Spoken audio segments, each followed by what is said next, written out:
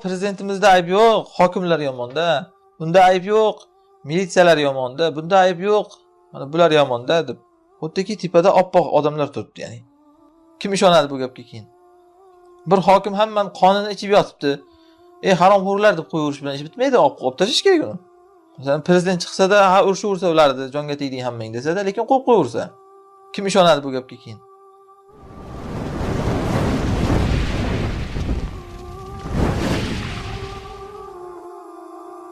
Umar radhiyallohu anhu aytadilar yana. Meni qaysiki bir voliyim biror kishiga zulm qilsa, zulmini menga yetkizsin.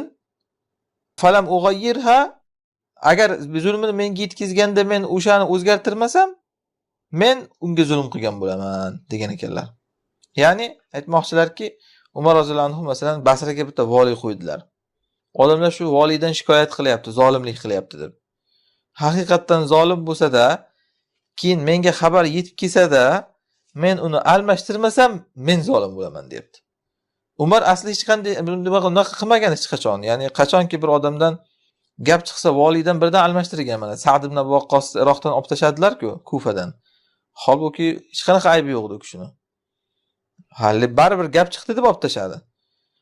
Agar olib tashamasam, deyapti, ana shunaqangi bir haqiqatdan zolimlik qilganligida men zolim bo'laman. Bu bilan Umar roziyallohu anhu o'rgatib qo'yganlarki, o'zlaridan keyingi voliylarga, xalifalarga mas'uliyat qanaqa kattaligini zimmasida.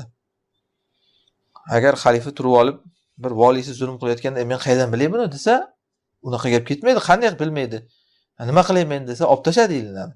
Mana shu uchun ham Yazid ibn Muaviyaning xilofat zamonida o'tdik-ku. Ubaydulloh ibn Ziyod degan bir qonxo'r mana. Basrada qancha qon to'kdi, Iroqda, Kufada, Madinada qancha qon to'kdi, Makkada. Makkaga bormadi, Makkada nargisi bor edi, Husayn ibn Umayr degani. Shularni Yazid bilardi-ku. To'g'rimi? Shunga qaramay qo'yib qo'ydi shularni. Muslim ibn Uqba degani mana Madinada qon to'kdi. Shularni qo'yib qo'yganligi, demak, Yazidning zulmidan u. Hozir Umar roziyallohu anhu ana shuni o'rgatib ketganlar. Keyingi voliylar, xalifalar men nima qilay, bu voliy qilib yotibdi-da, deyish to'g'ri bo'lmaydi. Almashtirish kerak, olib tashlash kerak zulm qilayotganda. Aks holda shunga rozi deyiladi.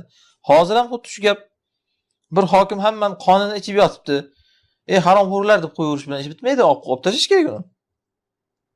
Masalan, prezident chiqsa-da, urishaversa ularni, jonga tegding hammang desa-da, lekin qo'yib qo'yaversa.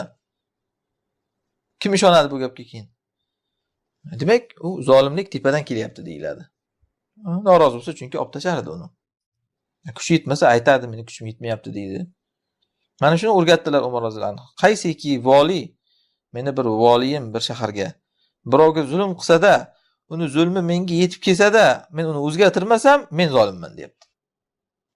Hozir odamlar o'cha aqllilik qilib yotadi-yu, yo'q, prezidentimizda ayb yo'q, hokimlar yomonda. Bunda ayb yo'q, militsiyalar yomonda. Bunda ayb yo'q, mana bular yomonda deb. Xuddiki tepada oppoq odamlar turibdi, ya'ni. Ana shuni aytayaptilar-da, bilib turib uni o'zgartirmagan odamning o'zi zolim bo'ladi. Tabaqotul Kubro kitobidan.